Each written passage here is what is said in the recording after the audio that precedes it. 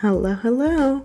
Welcome to the Global Citizen Therapy Podcast, the podcast for women of color who are daughters of immigrants to feel seen, heard, and validated. My name is Nancy Diaz, and I am a trauma-informed therapist, speaker, and your podcast host today. And now, let's jump into today's episode. Today, we're talking about the intersection of religion and sex. Sexuality. Let's talk about it. So this whole journey started for me way back in 2013 in my very first religion and sexuality class, REL 291, I believe it was called. So long ago, but still one of the most fascinating courses that I have ever taken to this day. So in this podcast episode, I'm going to bring to you a bit of what I have learned is at the intersection of religion and sexuality and how it all plays and ties back into the way that we show up in the world as women of color, as daughters of immigrants, as people who have grown up in cultures that often are very tied to religion as well. So whether you grew up in a religious household or not, I think that this episode is going to be one that you're definitely going to want to listen to all the way through because, as we know, religion and culture often are so intertwined that we sometimes can't tell where one begins and where one starts, as usually is the case. So we're going to go into a bit of facts, figures, history, and as usual, I will be there with you, telling you a little bit about my own journey, because the whole goal here with this podcast is, of course, for you to feel seen, heard, validated in your experiences, but also for you to feel understood and feel as if you have a better knowledge and understanding of how these topics are all intertwined and show up in the way that they do in your life and in your current relationships, in the bedroom, all of these things, right? So let's dive into it. So, of course, we're going to get started with talking about religion and feminism and Marianismo. So if you listen to the previous episode where we talked about Marianismo, I broke down exactly what Marianismo is. And I hinted a little bit at that religion ties into it, right? Because Marianismo, in its traditional definition, is very much tied to the Roman Catholic Church. But as I mentioned in the previous episode, I see that Marianismo shows up in people who haven't grown up Roman Catholic, who aren't associated with Christianity. It can show up in people based on cultural context and people from other religions as well. So yes, this desire to be hyper feminine, this desire to be submissive and subservient to men, right? What does that mean? It means that you are obedient without questioning. And that is very much where that's a great example, right? Of something where is it religion and where is it culture and where does one end and the other one start? They're very much intermixed. So that's a great example of it. And so when we talk about religion and feminism, this is something that I struggled with since a very young age. I think like since teenage years, I wondered like how can these two things show up for me? Because I always thought like, wow, I see so much inequality in terms of gender roles, in terms of the racism that I saw, the sexism that I saw, even from a young age, of course, in our society, we see that, right? We grow up around that. And so for me, seeing that all the time had me questioning. And definitely when it came time to thinking about sex, to thinking about birth control, to thinking about topics like abortion, we're going to cover all these things in terms of sexuality and sexual orientation. We're going to cover this in this episode because they're all intertwined, right? And when we look at, okay, can I be a feminist and still uphold the values and gender norms of my culture when a lot of it is so enmeshed in Marianismo and machismo, when it's so prevalent? And I realized that sometimes the more religious that people become, the further away they veer from feminism.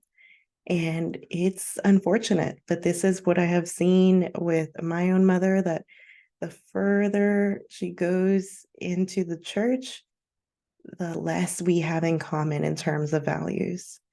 And so I wanted to share that today because I know that that is the case for a lot of first generation daughters of immigrant parents, that there's that cultural clash of values.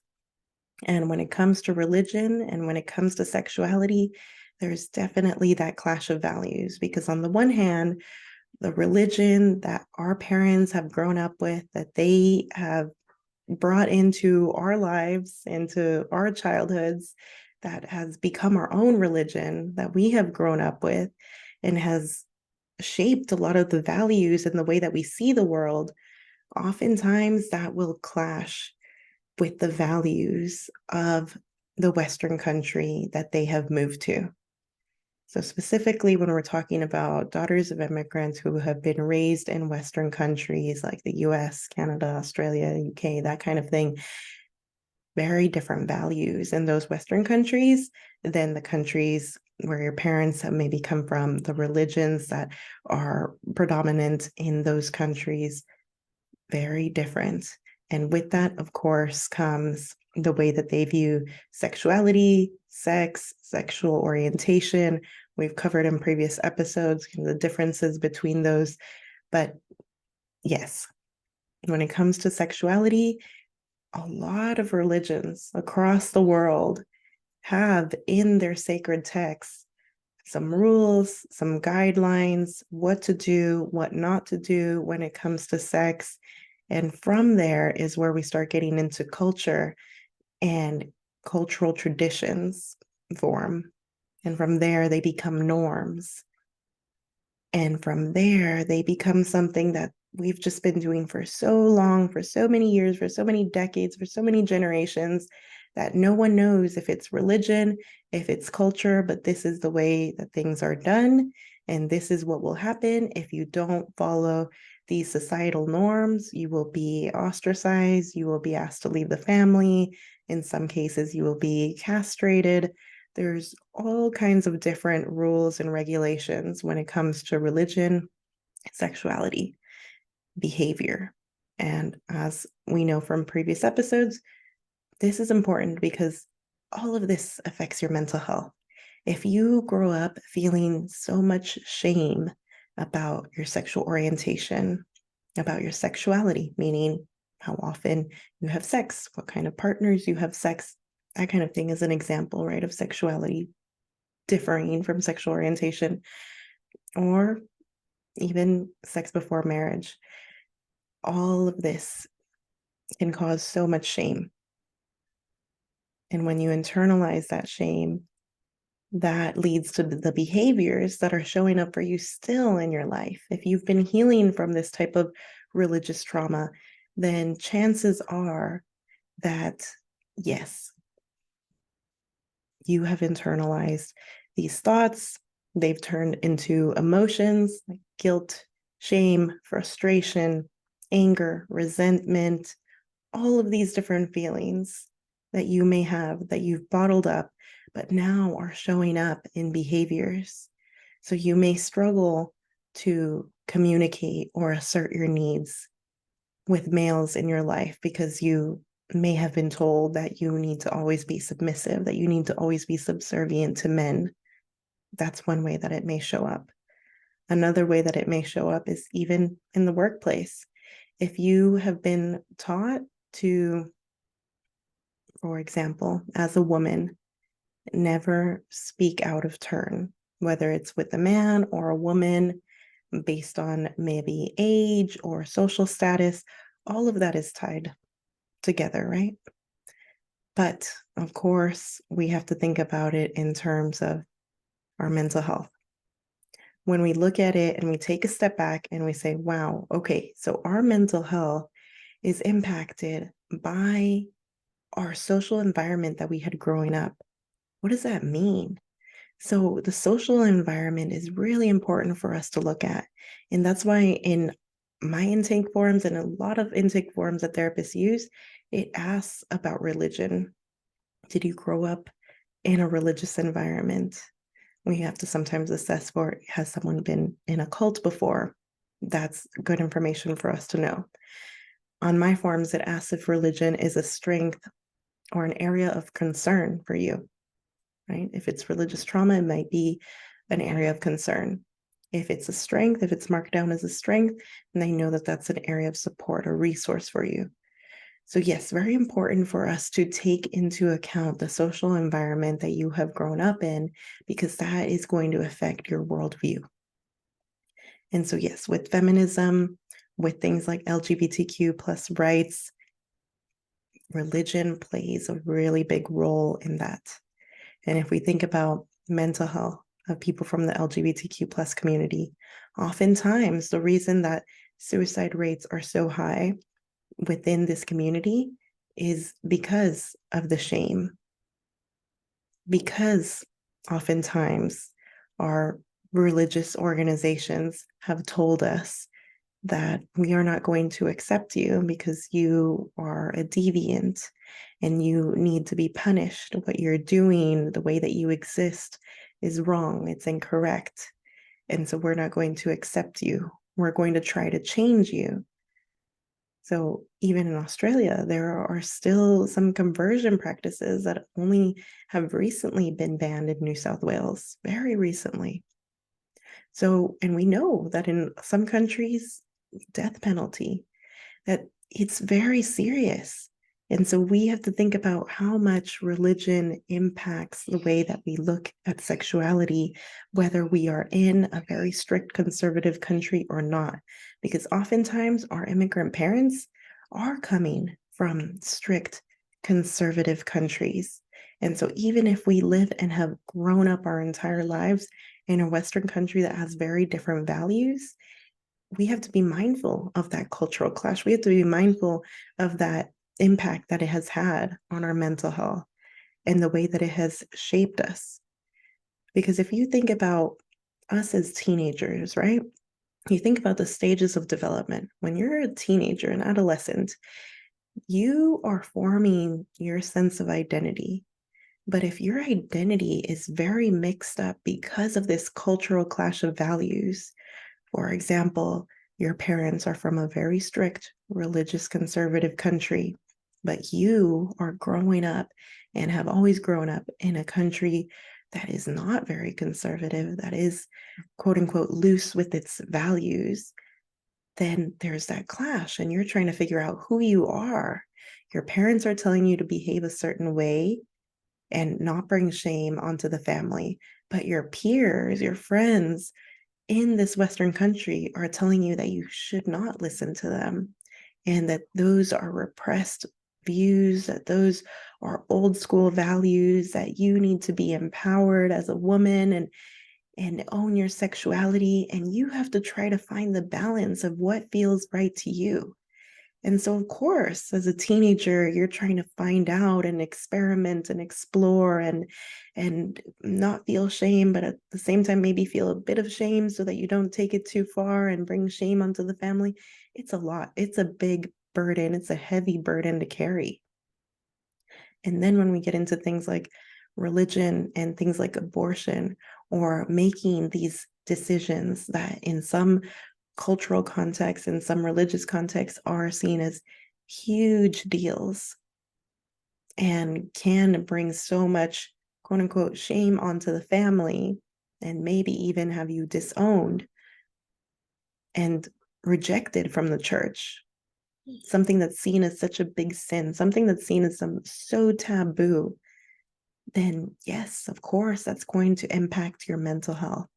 That's why so many daughters of immigrants are terrified of even taking a pregnancy test or even taking an STI test, because they've internalized this belief that if I have an STI or if I get pregnant outside of marriage, if someone finds out that I've had sex before marriage, if someone finds out that I am not in a committed, loving relationship and I'm pregnant, then I will bring so much quote unquote shame onto the family.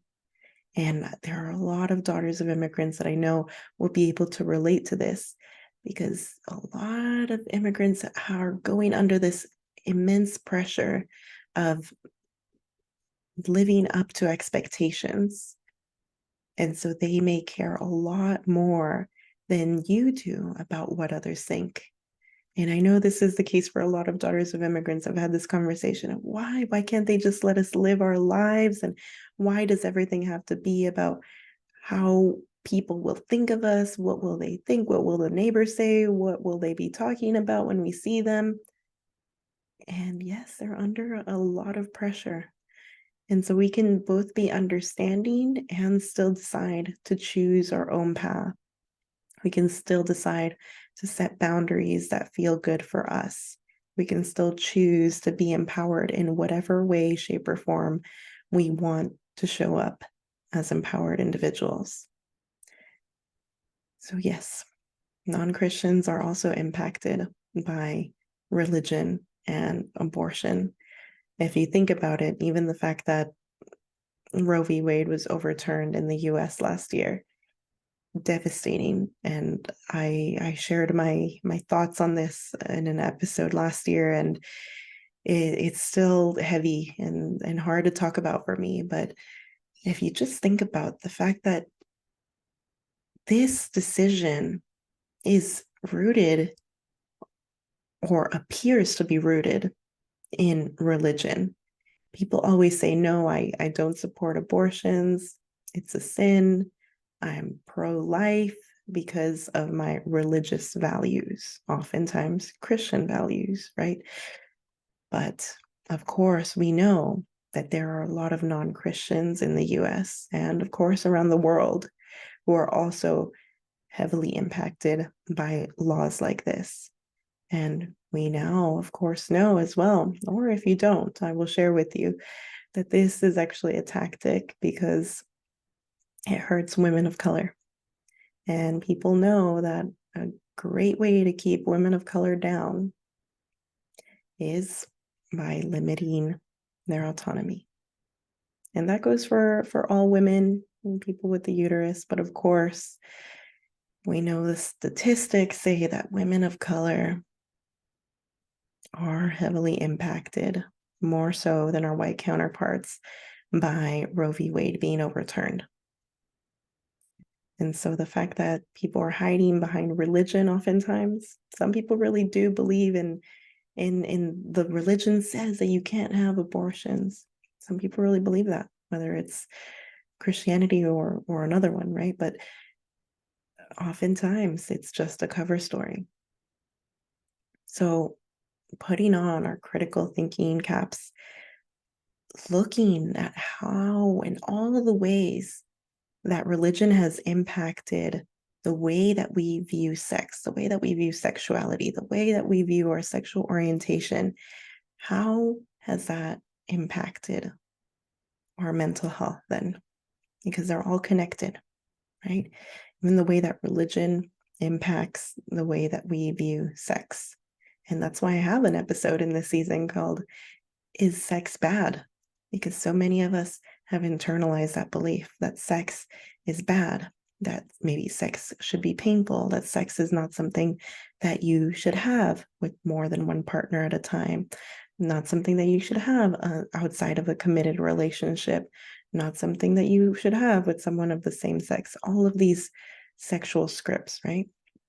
So looking at it from the lens of religion, even if you do not consider yourself a religious person now or anymore, looking at the environment that you've grown up in and looking at how much religion has played a role in the way that you view the world, the way that you view sex, sexuality, sexual orientation is really important for you to begin to understand and analyze if you have religious trauma.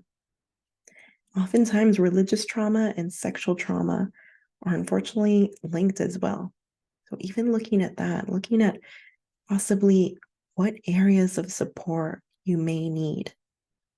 Because oftentimes we're not thinking about things in this way.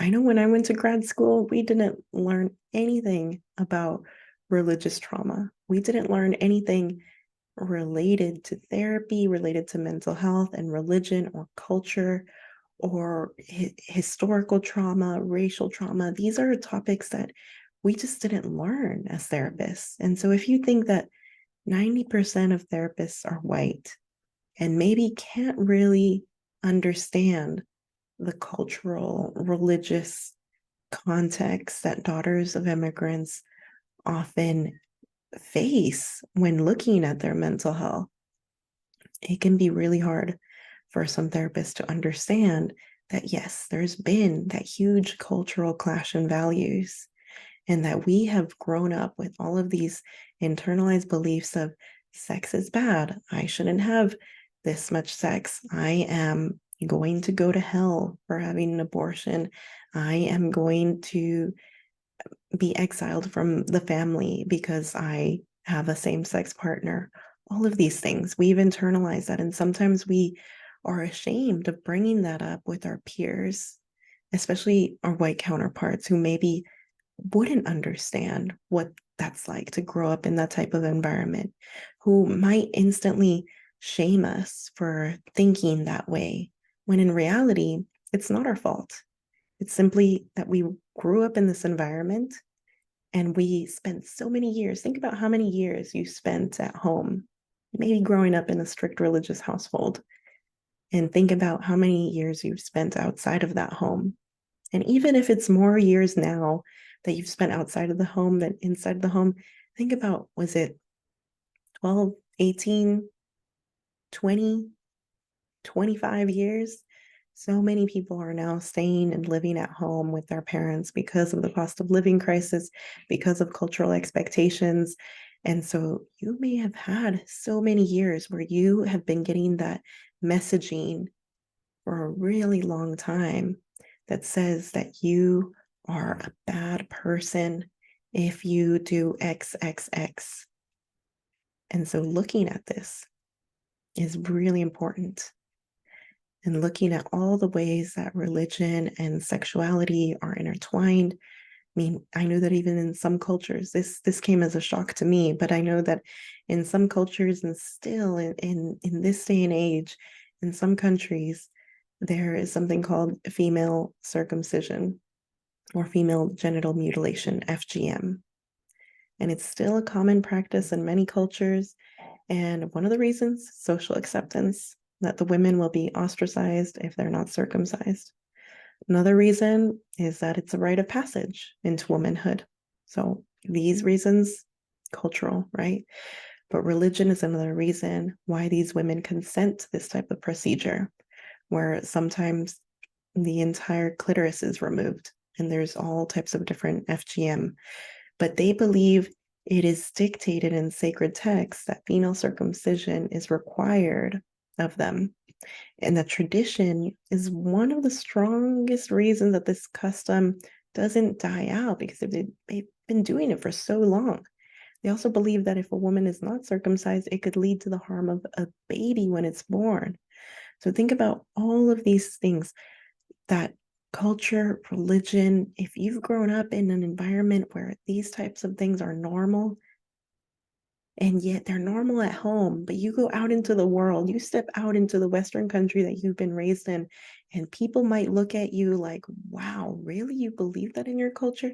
You may keep this inside of you for so long that you forget that it's even there. And it may show up in really unexpected ways. It's not until you start to think about and have this conversation, maybe with a therapist, that you start to realize, wow, this is all really linked.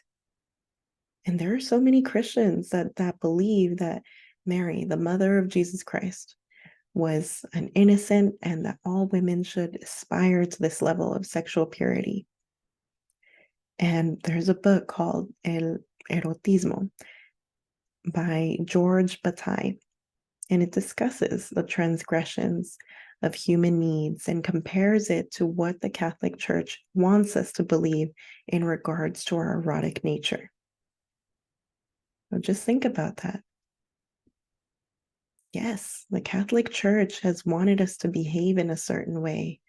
And so there have been these transgressions, these changes that they've said, okay, no, now the Bible says this. Now we need to behave in this way. That's why some churches, like I mentioned in the previous episode, one of my churches that we would sometimes go to would say birth control is bad. And the other one didn't say that birth control was bad. Same as some churches condemn same-sex marriage, same-sex relationships, and others don't. So yeah, very interesting.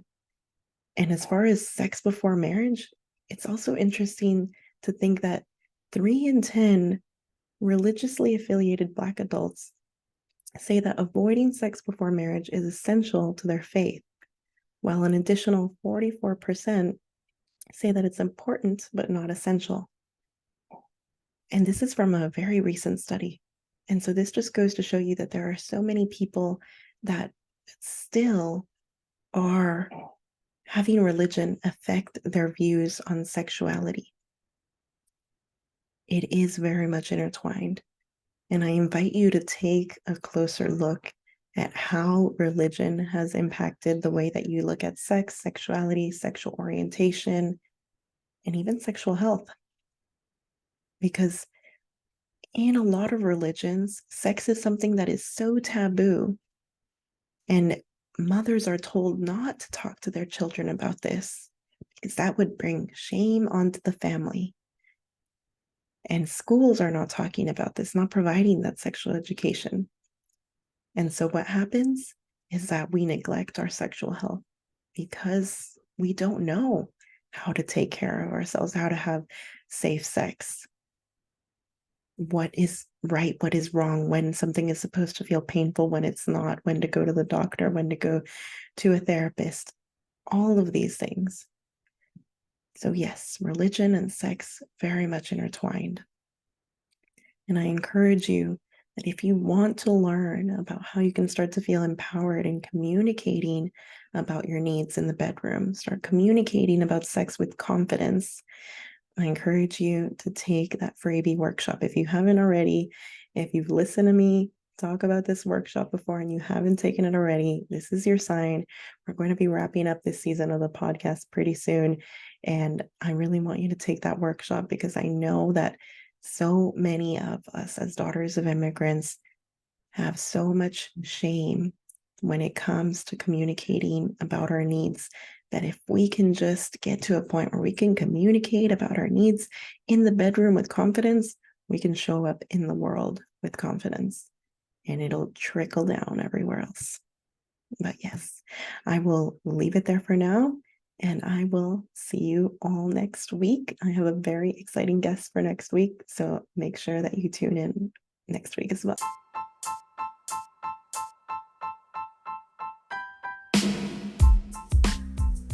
Thank you so much for listening, and I hope you enjoyed today's episode.